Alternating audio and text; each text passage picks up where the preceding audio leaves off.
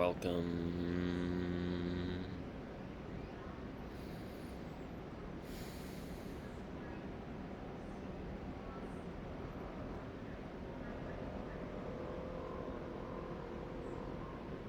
to another meditation, a guided contemplative meditation by,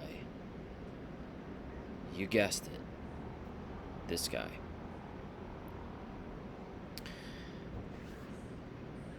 And a preface to the meditation before we begin, or before we continue the meditation, we could say, with a different quality to it. I had a friend over, dear friend, who I met in Rishikesh, India, actually, at a yoga teacher training. His name's David Des Moines. He's in a training program for addiction recovery coaching, and he has an extensive meditation and background and explorations in consciousness, we'll say. He's actually sat a number of he served and sat 7 Vipassana meditations. These are 10-day meditations.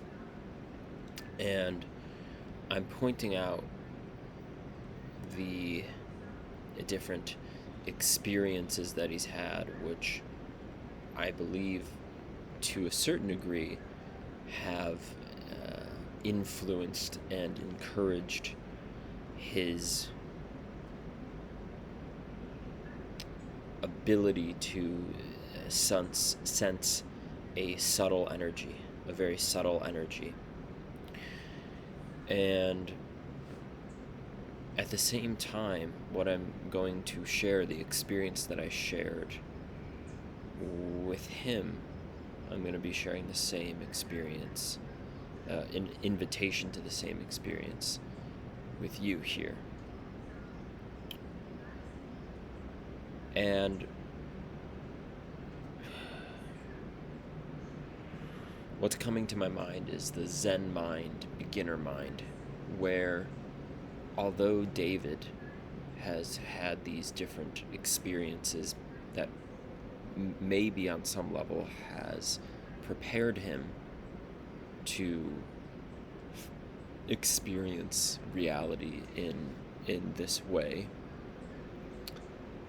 what I am pointing to, the idea is that this is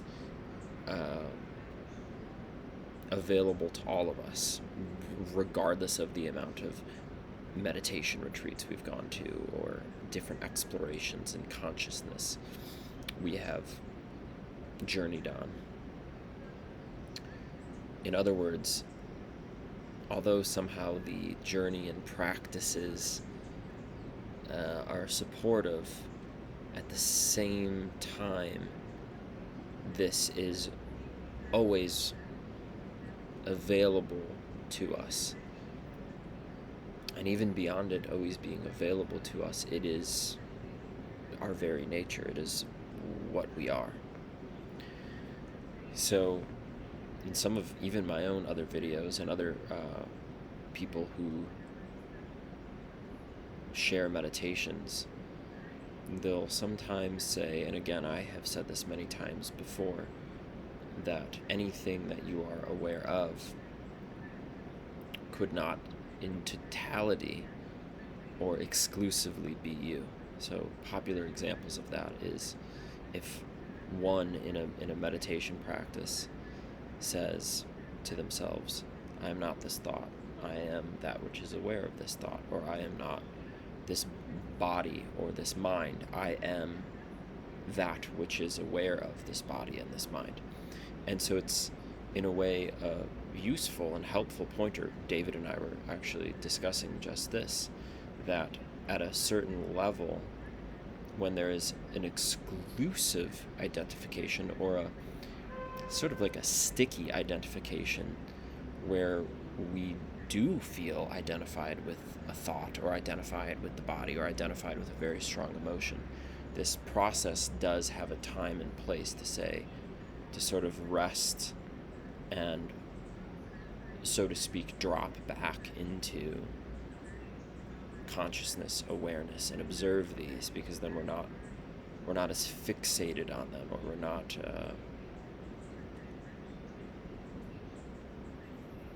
thinking that is what we are. We step back into a broader perspective. And yet, at the same time, I asked David, and obviously you can respond in the comments, and I'd be happy to discuss this and share with you in the comments to this video.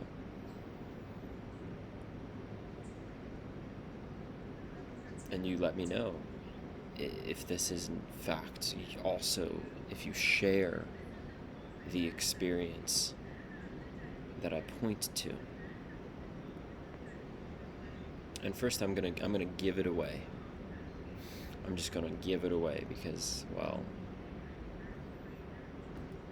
it appears to me it's already this way, and there's really nothing that I'm going to be giving away. So with the whole subject-object thing of, I am not this thought, I am not this body, I am not this sensation, I am not this emotion, that's still a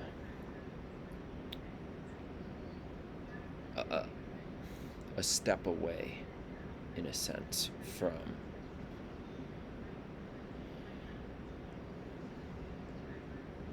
this.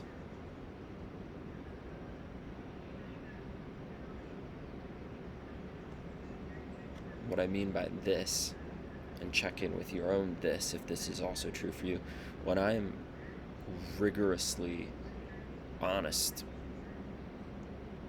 about my direct experience right now, and I look and I see who or what am I? What is this? And I know I'm pointing to my body, but, well, then what is aware of my body? So yes, in a sense, I use that same practice and process that I just talked to you about. And then further, what could I say about this? Could I say anything about this? And I asked David about this with his experience, and he sat there and he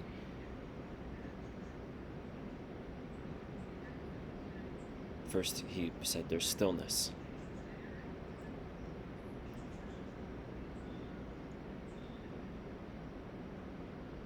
And then he further elaborated that it's just this.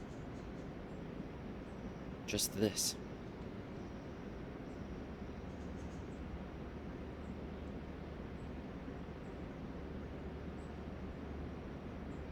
What he means, and we spoke about this, in saying just this. Yes, we could say there is the appearance of a body, an appearance of a mind, objects in the room that you're in. And those are all descriptions that we've given to this.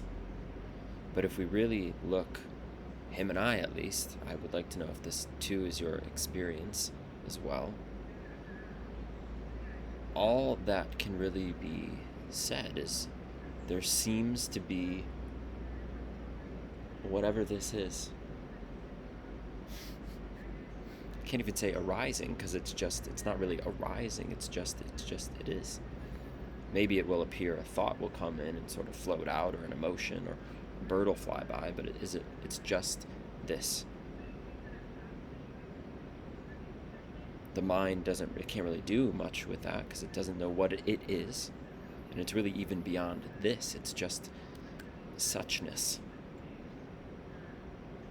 Totally, completely ordinary. But there's no separation. Where is there separation? Just an unending expanse of this.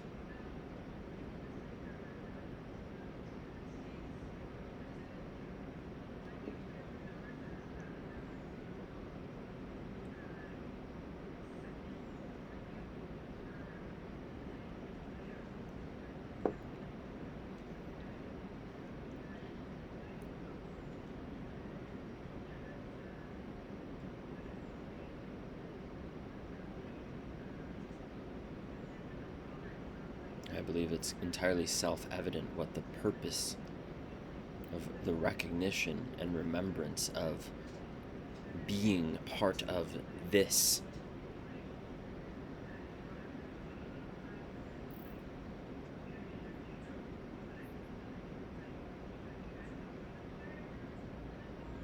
Being connected, one with, part of, but absolutely one with whatever this is.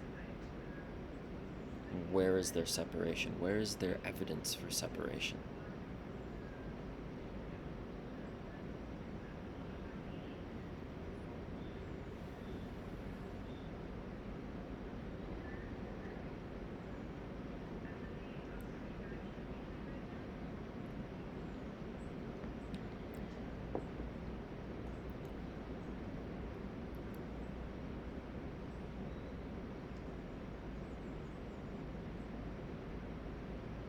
Some may say, well, here's me, my body, my mind, and then everything else. And that's the invitation where it's really, where are you in that? And again, it gets into that subtle subject-object dualism. But when I'm, again, just absolutely rigorously honest about my experience, I don't even know what to label this.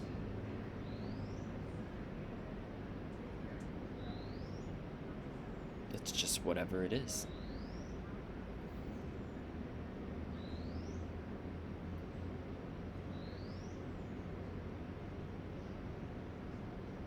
And I would invite, if there is someone that feels exclusively, only identified with their mind and body, and they don't feel, experience what it is that I'm referring to, the invitation is to rigorously,